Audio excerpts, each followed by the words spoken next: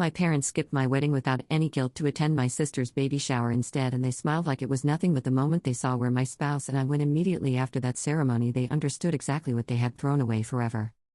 My wedding was on a Saturday in April, and my parents were at my sister's baby shower 40 minutes across town while it happened. I know the exact distance because I looked it up the night before, sitting on the edge of the hotel bed in my dress, already hanging on the back of the bathroom door, already pressed, already perfect, and I opened the map on my phone and typed in both addresses and watched the blue line draw itself between the two locations like it was the most ordinary thing in the world to calculate. 40 minutes. They had chosen to be 40 minutes away on the day I got married. And when I had called my mother 2 weeks earlier, one last time, hoping for something different, she had said, in the warm, reasonable voice she used when she had already decided something and was simply waiting for me to accept it, "Sweetheart, the shower was planned first. You know how much this pregnancy has meant to all of us. Your day will be beautiful. Send pictures." She had said send pictures. About my wedding. To my mother. I put my phone down.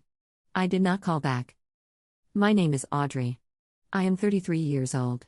I married a man named Callum on a Saturday in April in a garden ceremony with 31 guests, none of whom were my parents or my sister or anyone from my side of the family except my Aunt Vera, who had driven 6 hours and arrived the night before with a bottle of wine and tears already in her eyes before she even saw my dress. Callum's family was there in full. His mother Eleanor, his father, his 2 brothers, his grandmother who was 81 and had traveled from Edinburgh and who held my hand during the ceremony with a grip that told me she understood exactly what it meant that I was the only person standing at that altar without someone behind me who shared my blood. I need to tell you how we got here, because the shower being planned first is not the whole story. The shower being planned first was the excuse. The reason was older than that. Callum and I met 4 years ago through mutual friends and were engaged within 18 months, which my mother had described, when I told her, as moving very fast. My sister Renata was 30 and had been with her partner James for 6 years and had announced her pregnancy 2 months after our engagement, which the family had received with a warmth and velocity of celebration that I had observed carefully and without comment. The group thread lit up for Renata's news in a way it had not lit up for our engagement. My mother called Renata the same day the news came and they were on the phone for an hour. She had called me 3 days after our engagement to ask if I had thought about whether it was really the right time. I had thought about it. It was the right time. Callum was the right person. He was steady and funny and saw me clearly in the way that matters, not the version of me I performed for difficult rooms but the actual version, the one that existed when no one was evaluating it. He had met my parents twice. The first time my father had been polite and brief and had spent most of dinner talking to Callum about topics that did not include me. The second time my mother had taken me aside in the kitchen and said, in the careful way she had of saying things she wanted deniability on, "He seems fine, Audrey. I just want to make sure you are not settling because you are worried about time." I was 31. I was not worried about time. I was in love with a person who was good to me and I had said yes to a life with him, and my mother had looked at it and seen settling. The wedding planning had been its own education. I had not expected my parents to pay for everything. I was 33 and capable, and Callum and I had savings and had planned from the beginning to handle the costs ourselves. What I had expected, what I think any person building a life reasonably expects, was presence. Interest. The ordinary participation of people who loved you in the process of you getting married. My mother came to one venue viewing and spent most of it on her phone managing something related to Renata's nursery setup. My father did not come to any. When I showed my mother the dress I had chosen, over video call because she had not been available to come in person, she said it was lovely and then pivoted to asking whether I had thought about how the timing of the wedding might affect Renata, given the pregnancy, given how exhausted Renata was, given how much was already on the family's plate. Renata's shower was scheduled by Renata and James for the same Saturday as our wedding 3 months before our date. I want to be precise about that because my mother's version, when she told it, was that the shower had been planned first. It had not. Our date had been set and deposited on and communicated to the family for 4 months before Renata and James chose that Saturday. I raised this, once, with my mother. She said Renata had not realized. I asked if Renata could move the shower. My mother's silence before answering told me everything. She said it was not simple, that Renata was already exhausted, that James's family had travel arrangements. I said, very clearly, that I was getting married once and that the date could not move. My mother said she understood and that she and my father would do their best. Their best, it turned out, was sending a card that arrived 2 days after the wedding with a gift card inside and a note in my mother's handwriting that said they were thinking of us and that they hoped it was everything we had dreamed. 31 people watched me marry Callum in a garden in April. His grandmother held my hand during the ceremony. My Aunt Vera cried from the first word of the vows to the last. Callum's mother Eleanor had found me that morning in the hotel room and sat beside me and hadn't said anything for several minutes, just sat there, present in the way of someone who understood that presence was the entire point and did not require words. When she finally spoke, she said, "You are going to be so loved in this family." Not a performance. Just a fact, stated plainly, by a woman who had already decided it was true. I cried. Not because I was sad. Because I understood in that moment, sitting beside a woman who owed me nothing and had shown up anyway, exactly what I had been missing and exactly what I was gaining. The ceremony was at 2 in the afternoon. By 3:30 Callum and I were in the car, still in our wedding clothes, driving. We had not told anyone where we were going immediately after the ceremony. Not the guests, not Callum's family, not my Aunt Vera. We had told them there was a dinner planned for that evening and that we would see everyone then, and that was true. But between the ceremony and the dinner there was a stop we had planned 6 weeks earlier, quietly, without announcement, because some things are not for audiences. My phone had been in Callum's jacket pocket during the ceremony at my request. When he handed it back to me in the car, I had 14 notifications. 3 from Aunt Vera. Several from Callum's brothers. 2 from Eleanor. And a series from my mother that had started at 2:15, which was during the ceremony, which meant she had been at the shower looking at her phone and thinking about us at the same time, which I absorbed and set aside. Her messages moved through a familiar sequence. The first was a photograph of Renata at the shower, glowing, surrounded by pink and white decorations, captioned, "Your sister is so happy today." The second, sent 12 minutes later, was "Thinking of you both. Hope the ceremony was perfect." The third, 20 minutes after that, was "Did it go well? Send pictures." The fourth was a voice note I did not listen to until much later. Callum was driving. I put the phone face down on my lap. Outside the window the April light was doing what April light does, that particular gold that makes everything look slightly more significant than it is, and we were in our wedding clothes and the radio was playing something neither of us had chosen, and I reached across and put my hand over Callum's on the gear shift. He turned his palm up and held on. "Are you okay?" he said. "I'm going to be." I looked out the window. "I think I have been okay for a while and I am just now catching up to it." He squeezed my hand. He did not say anything else. He had a gift for knowing when nothing else was needed. We drove for 20 minutes. We pulled into a parking lot I had been to twice before, both times alone, both times without fully understanding why I kept coming back to it. A real estate office. Small, local, the kind of office with a handwritten sign in the window and photographs of properties taped to the glass. We had an appointment. We had made the appointment 6 weeks earlier, quietly, the same week I had finally understood that my parents were not going to come to my wedding and that I had a choice about what I did with that understanding. The appointment was to finalize the paperwork on a property purchase. Callum and I had been saving for 3 years. Not extravagantly. Steadily, the way you save when you have decided the future is worth choosing over the present, putting away every month what other people spent on things that did not last. We had found the property 4 months earlier. A house. A real one, with a garden in a room that got morning light and a kitchen that actually worked and enough space to build something in. We had made the offer. We had gone through the process. And we had scheduled the closing, the final signing, for the afternoon of our wedding day. Not accidentally. Deliberately. Because I had decided that the day I committed to my future with Callum was also going to be the day we put our names on the ground beneath that future. We walked into the real estate office in our wedding clothes. The agent, a woman named Deborah who had been with us through the whole process, looked up from her desk and her expression moved from professional to something warmer and more genuine. She stood up. She looked at us, really looked, 2 people in wedding clothes standing in a real estate office on a Saturday afternoon, and she said, "I have been doing this for 22 years and this is the first time." She was smiling. Callum laughed. I laughed too, and it was the laugh of someone who has been holding something heavy for a long time and has just set it down. We signed the papers at the desk with the April light coming through the window. Callum signed first. Then I picked up the pen. I looked at the line with my name above it and I thought about my mother's voice saying "send pictures," and I thought about the calculation of 40 minutes, and I thought about Eleanor sitting beside me that morning saying "You are going to be so loved," and I put the pen to the paper, and I signed my name in full, every letter, the way you sign something that belongs to you completely. Deborah handed us the keys. 2 of them, on a plain ring. Callum held his. I held mine.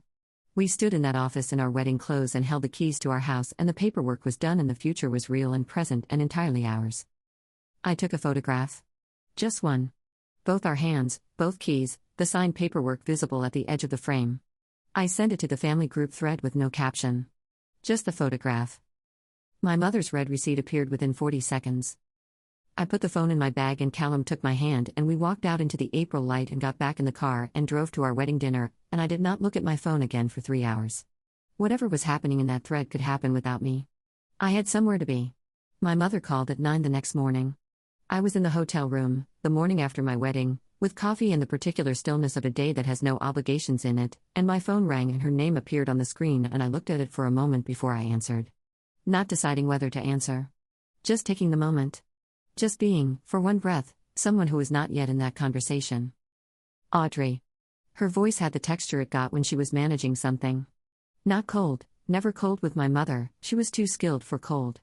Warm but with something underneath it that was doing work. The photograph. The house. When did this happen? I told her the paperwork had been finalized yesterday afternoon. A pause. You bought a house on your wedding day.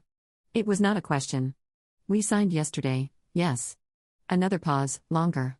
You did not tell us, I said we had not told anyone. She was quiet for a moment and I could hear her recalibrating, choosing which version of this conversation to have. Audrey, I want you to understand that I am happy for you. For both of you. I just wish we had known, I said, very clearly, you were not there. The line went quiet. We were in town, sweetheart. We could have, you were 40 minutes away, I said. At a baby shower. On my wedding day. I understand the reasons you have given, I am not interested in debating them. I'm telling you that you were not there, and that the house was something Callum and I did for ourselves, on our own terms, on a day that was ours. She did not speak for several seconds. You are angry with us? Not a question. No, I said. And I meant it, which surprised me when I heard myself say it and then did not surprise me at all. I was hurt for a long time. I am not angry. I'm just done pretending it was something other than what it was. The conversation ended shortly after. Politely. Completely. In the way of a door that closes without slamming. Callum was on the balcony with his own coffee and he raised an eyebrow when I came out. I sat down beside him. Told him. He nodded, looking out at the morning, and said, "How do you feel?" I thought about it honestly. Like someone who has finally stopped waiting for something that was not coming. He reached over and touched my arm. We drank our coffee in the quiet. The photograph traveled further than I had intended. I had sent it to the family thread, which included my Aunt Vera and several cousins, and within hours it had been seen by most of the extended family in the way that photographs move through connected people. Vera called me that afternoon. She was not a woman who led with sentiment, Vera, she was practical and direct and said what she meant without decoration, and she said, "I want you to know that what you did yesterday was one of the most quietly powerful things I have ever watched a person do. You did not make a speech. You did not ask for anything. You just showed them." I told her I had not done it to show anyone anything. She said, "I know. That is what made it powerful." My cousin Petra texted separately. She was 28 and sharp and had been watching the family dynamic her entire life with the particular clarity of someone who sits at the edge of it rather than the center. She wrote, "The look on your mother's face when she called me this morning was a kind that I have not seen on her before. I think she finally understood something." I asked what she meant.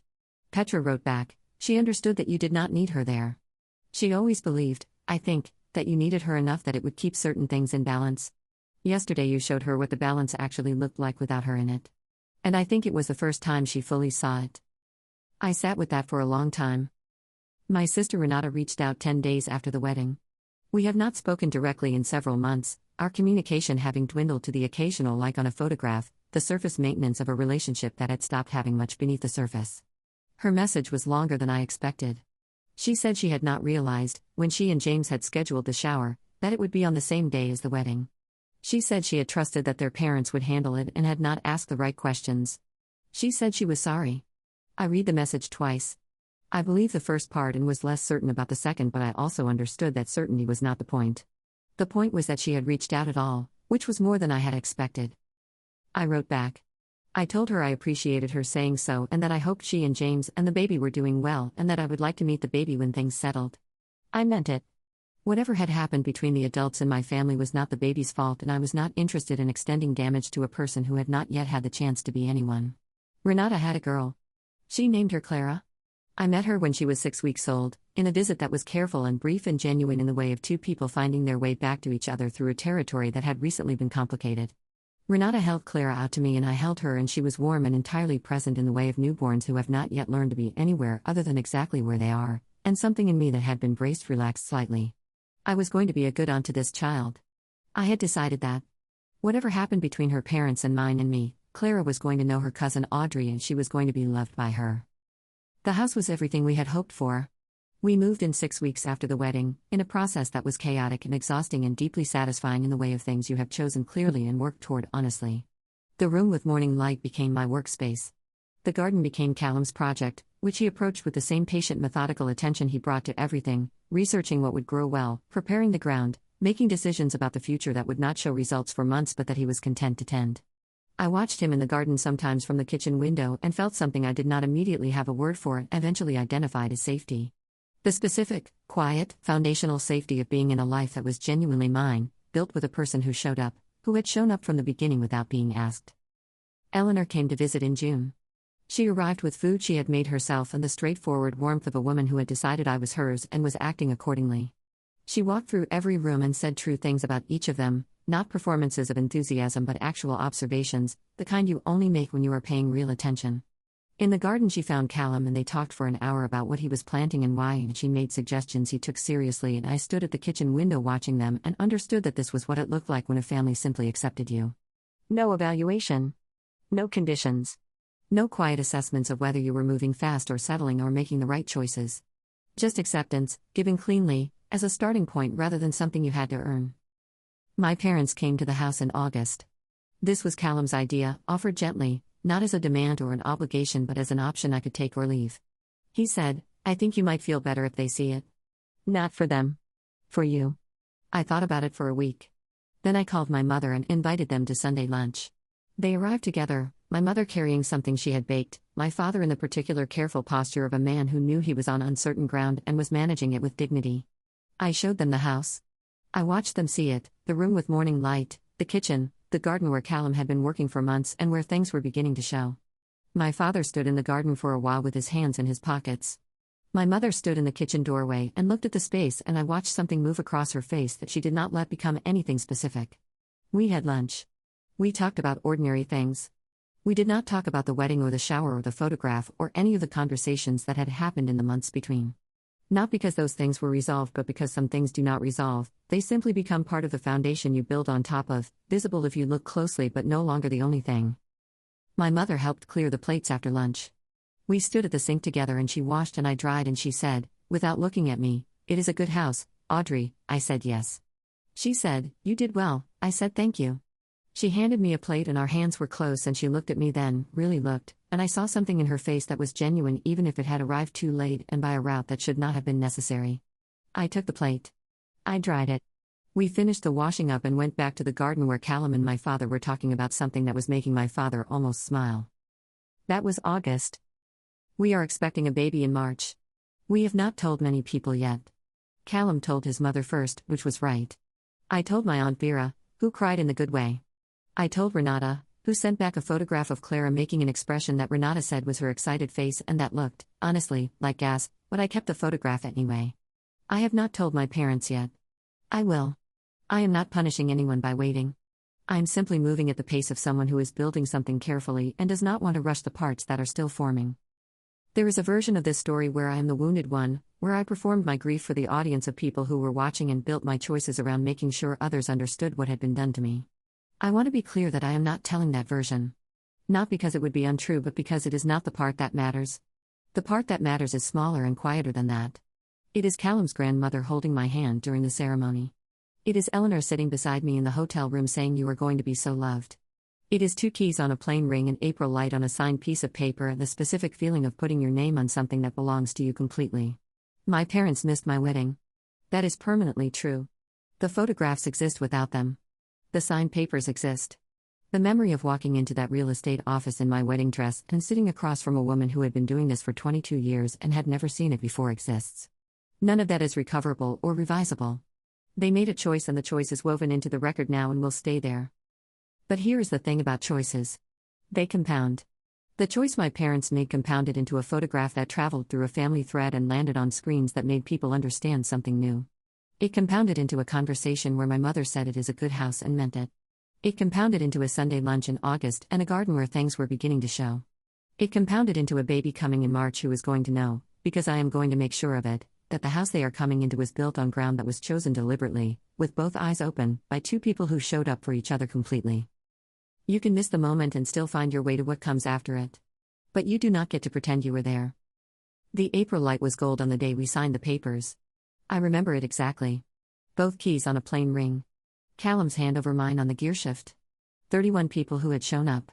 The 81-year-old grandmother who had traveled from Edinburgh.